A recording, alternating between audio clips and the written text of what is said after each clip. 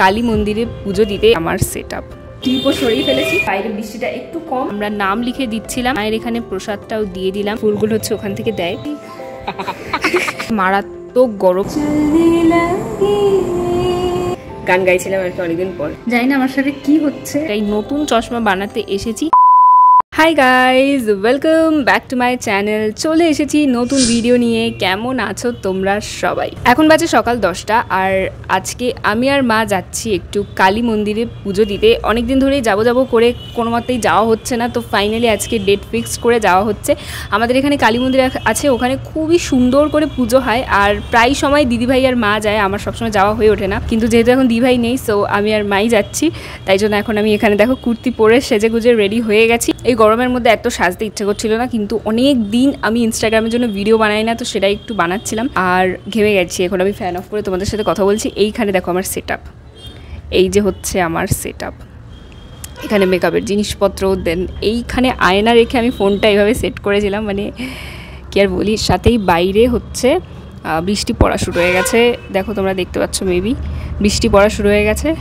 আর মারাত্মক গরম আজকে, মানে মারাত্মক গরম লাগছে। বৃষ্টি যতই পড়ুক, মানে একেবারে ভালো করে বৃষ্টি না পড়লে হবে না। এইরকম গুড়ি গুড়ি পড়ে যদি থেমে যায়, তাহলে এখানেই থেমে যাবে। তারপরে আমার আবার একটু কাজের জন্য পাসপোর্ট সাইজ ফটো লাগবে, তো আমি ভাবছি কি যে ওটা এখনই গিয়ে তুলে আসি। 10টা বাজে, মা এখন রেডি হচ্ছে, বাড়ির কাছে স্টুডিও আছে, তো ফটোটা তুলে আসি। মানে এত সেজে যাবো না, আমি কানের দুলটা চেঞ্জ করব আর টিপটাও মানে চেঞ্জ করবো, বেশি ওভার লাগছে, তাই জন্য আমি চেঞ্জ করে নেবো। মানে মন্দিরে যাওয়ার আগে তো চেঞ্জ করেই নেবো, আর ফটো তুলতে যাওয়ার আগে এগুলো সব খুলেই নেবো। তো চলো দেখি আগে যাই কি না। বেরোলাম এখন। এরকম আমি কানের দুল খুলে ফেলেছি, টিপও সরিয়ে ফেলেছি। আগে আমি ফটোটা তুলে আসি, তারপরে আর কি। বাইরে বৃষ্টি কমে গেছে। A few moments later.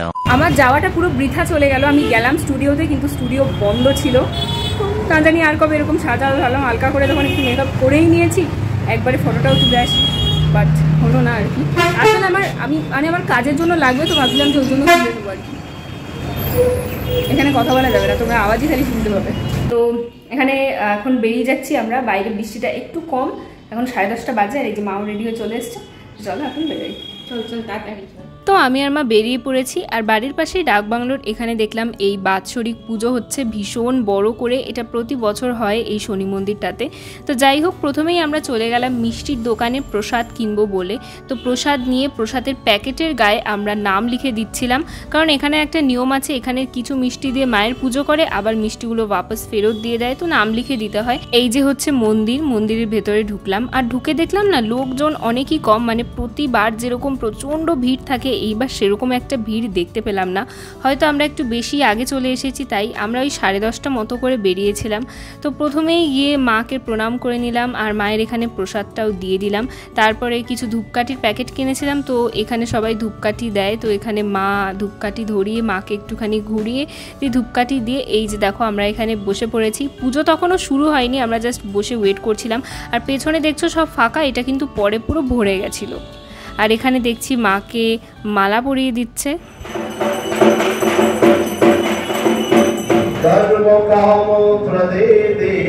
আলাদা এক জায়গায় রাখুন, আরেকবার ফুল শিবে সর্বার্থ সাধিকে।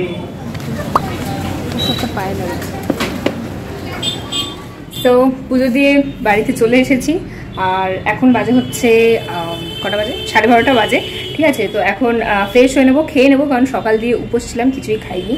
আর আমি কিছু মেস ক্রিয়েট করে রেখে গেছিলাম, মেকআপের যে সামানপত্র, এগুলো সব এখন গুছাবো। বিশ্বাস করো, পুজো দিয়ে এত পজিটিভ লাগছে না, মানে ভীষণ ভালো লাগছে। সব জায়গায় যেখানে পুজো দিই না, তারপরের মুহূর্তটা এত পজিটিভ লাগে যে কি বলবো, মানে মনটা একদম খুশি খুশি হয়ে গেছে। যাই হোক, আগে চলো আমি ফ্রেশ হয়ে নিই, তারপরে লাঞ্চটা করবো। তো এখানে কিছু ফুল নিয়ে আসা হয়েছে, ফুলগুলো হচ্ছে ওখান থেকে দেয়, তো এগুলো এখন কোনো একটা বইয়ের মধ্যে বা কোথাও রেখে দেবো।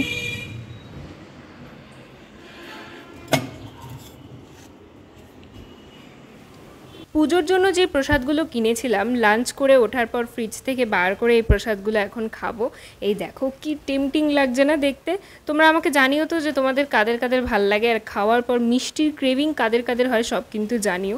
তো ভাবলাম যে দেখাচ্ছি যখন জানলার কাছে এনে একটু ভালো করে দেখাই। তোমরা এর আগে অনেক ভিডিওতে দেখেছো যে ভিডিও ফটো সব কিছুই জানলার কাছে এনেই দেখাই তোমাদের। এই দেখো কাছে একটু নিজেকে দেখানোর চেষ্টা করছিলাম। যাই হোক, আমি আমার মিষ্টিটা এখন তাড়াতাড়ি করে এনজয় করে ফেলি। A few moments later. আমি এখানে রেডি হয়ে চলে এসেছি। এখন বাজে 3:30 আর আমি বেরোবো কারণ আমার পড়া আছে। তো এ হচ্ছে ব্যাপার। আর তোমাদের যেটা দেখাবো, আমি যে জিন্সটা এখন পরে আছি, আমি এটা তোমাদের এর আগের একটা ব্লগে বলেছিলাম যে এই জিন্সটার কথা বলবো যে কোথা দিয়ে কিনেছি, কি খুবই কমফোর্টেবল, খুবই সুন্দর। তো আমি এটা সন্ধেবেলা আমি এটার রিভিউ দেব। তার আগে চলো বেরোনো যাক, আর এত গরমে সিদ্ধ হয়ে বেরোনো যাক।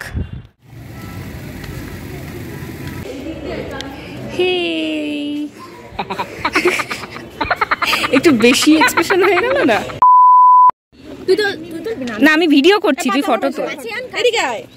আসলেই হলো। 2000 years later. এখন বাজে 6টা, আর না 6টা না, 6টার একটু বেশি। মানে আমি স্নান করে বসলাম, 6টার সময় বাড়িতে এসেছি, আর এসে মানে একটুখানি শুয়েছিলাম। তো আজকে মারাত্মক গরম, মানে এত গরম আমি বলে বোঝাতে পারবো না। মেঘ করে আছে, সকালে বললাম না ছিটেফোঁটা বৃষ্টি হয়েছে, ওইটুকুই থেমে গেছে, আর মেঘ করে আছে, আর জঘন্য প্রকারের গরম পড়েছে। আমি মানে হেঁটে আসতে পারছিলাম না পড়া দিয়ে আসার সময়, মানে মনে হচ্ছিলো এই অজ্ঞান হয়ে পড়ে যাবো। এখনও এরকম অবস্থা, মাথাটা প্রচণ্ড ধরে গেছে।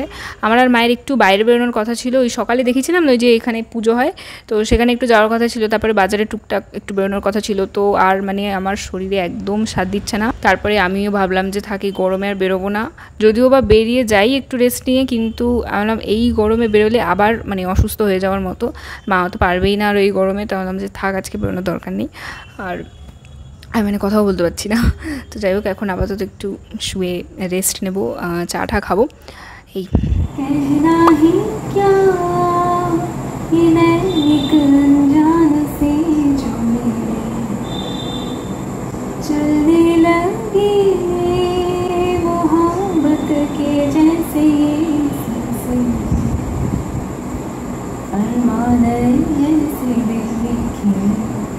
जिनको कभी मैं न जानूं, वो हमसे कभी ना मिले, कैसे मिले न जानूं।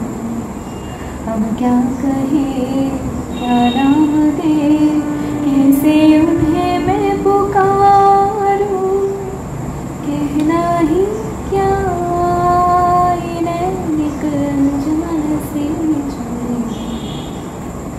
The next day. Good morning, it's next day. কাল রাতে তোমরা দেখলে যে আসার পর এতটা শরীর খারাপ লাগছিল যে আমি তাড়াতাড়ি করে আর শুয়ে পড়েছি, শুয়েই ছিলাম। আর রাতের দিকে খুব সুন্দর জানলা দিয়ে হাওয়া আসছিল, তো জানলার পাশে বসে একটুখানি গান গাইছিলাম আর কি অনেকদিন পর। যাই হোক, তো এখন বাজে সকাল 9:30। সকাল 9:30, আর আমি এই তো 9টার দিকে উঠে ফ্রেশ হলাম। কেমন একটা উঠতে ইচ্ছে করছিল না, সে 8টা দিয়ে আমি অ্যালার্ম দিয়ে রেখেছিলাম, কিন্তু আজকে আরও পড়াটা নেই, আজকে ছুটির দিন, সানডে। তো ওই জন্য শুয়েই ছিলাম। আর এখন আমি উঠলাম, ফ্রেশ হলাম, এখন গিয়ে শুধু চাটা খাবো। যেহেতু কালকে তোমাদের দেখানোর কিছুই ছিল না, তাই জন্য আজকেও আমি ব্লগটাকে আরও এক্সটেন্ড করছি। তো 2 দিনের মার্জ ভিডিও তোমরা দেখছো। তো চলো গিয়ে আগে আবার চাটা নিয়ে আসি।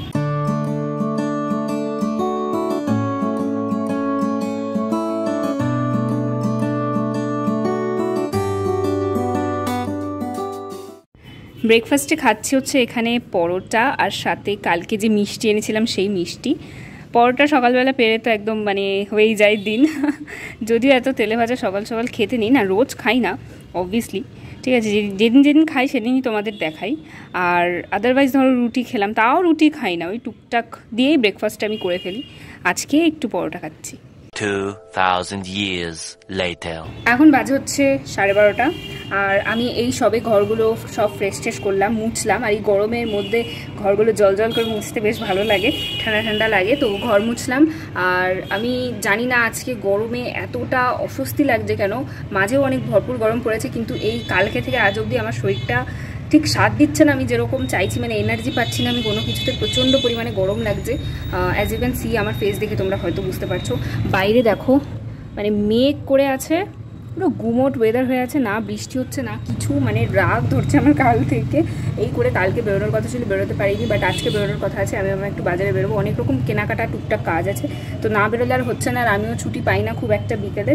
তো ফাইনালি আজকে বেরোবো। অ্যান্ড মা এখানে করেছে হচ্ছে লেবুর শরবত, তো ঠান্ডা ঠান্ডা শরবত। এখন সব কাজ ছেড়ে এইটা এখন খাবো, ফ্যানের তলায় কিছুক্ষণ বসে তারপরে এটা খেয়ে তারপরে আমি স্নানটা করে নেবো। তো চলো আগে আমার এই শরবতটা আমি এনজয় করি।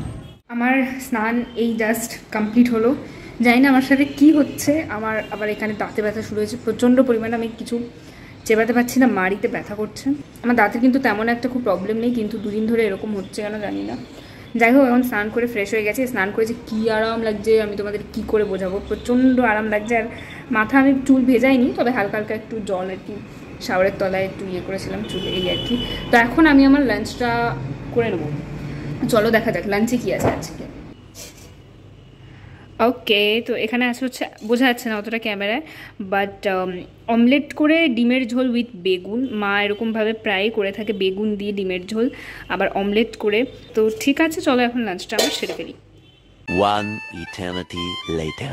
তো এখন বাজে হচ্ছে 6:30, আর এখানে দেখো আমি রেডি হয়ে গেছি, দেখতেই পাচ্ছ। ঠিক আছে, লিপস্টিক টিপস্টিক পরে একটু বাজারে যাব, কালকে বেরোনো হয়নি, শরীরটা এত খারাপ লাগছিলো তাই। তো ফাইনালি আজকে বেরোচ্ছি, গরম সেই এখনও আছে, ঠিক আছে, বাট যাই হোক বেরোচ্ছি। মাও দেখে রেডি হচ্ছে, আমি একটু ঘুমিয়ে গেছিলাম দুপুরবেলা, ঘুম থেকে উঠে এখানে রেডি হয়ে গেছি দেখো। আর হ্যাঁ, তোমাদের যেটা বলবো যে আমি বলেছিলাম না, ও ব্যাকগ্রাউন্ডে আওয়াজ শুনতে পারলে ওটা টিভিতে একটু জেঠালাল চলছে আর কি। যাই হোক, তোমাদের আমি জিন্সের কথা বলেছিলাম যে তোমাদের জিন্সটা দেখাবো, দাঁড়াও তোমাদের দেখিয়ে দিচ্ছি, ওয়েট।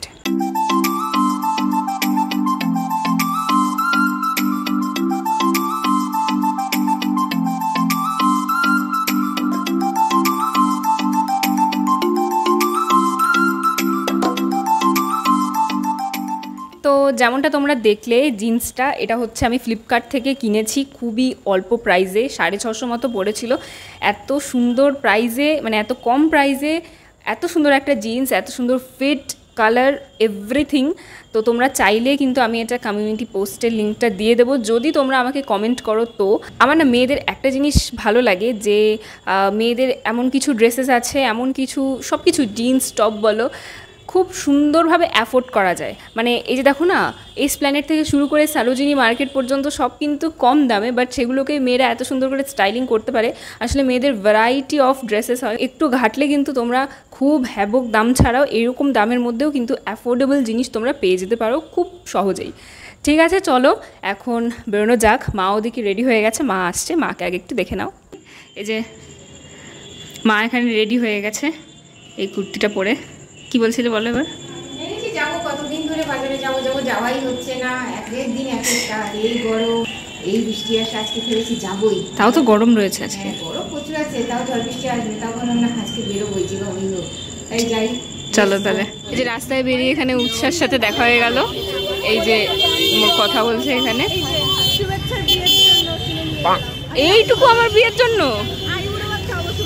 ও ঠিক আছে, তাহলে রাতে আসছি। হ্যাঁ তোদের বাড়ি, ঠিক আছে। প্রথমেই আমরা চলে গেলাম একটা কসমেটিকের দোকান থেকে, এখান থেকে খুঁটিনাটি কেনা ছিল, আর আয়না দেখলে নিজেকে কিন্তু সামলানো যাবে না। তো এখান থেকে বেরিয়ে তারপর গেলাম হচ্ছে একটা স্টেশনারি দোকানে, কারণ আমার প্রজেক্টের জন্য কিছু পেপার কেনার ছিল। এগুলো কিনে আরও দোকানে গেছি কিন্তু অত মানে ভিডিও তোলা হয়নি। তারপরে এই দোকানটাতে এসেছি ঠাকুরের থালা কিনবো বলে, বাট ভালো পাইনি তাই আর কিনিনি। তারপরেই দেখো রাস্তায় এখানে আমার ফ্রেন্ড আইভির সাথে দেখা হয়ে গেছিলো, মামাবাড়ি থেকে বাড়ি ফিরছিল। তারপরেই গেলাম হচ্ছে একটা চশমার দোকানে, মায়ের চশমাটা একটু ভেঙে গেছে, তো সেটাই নতুন চশমা বানাতে এসেছি।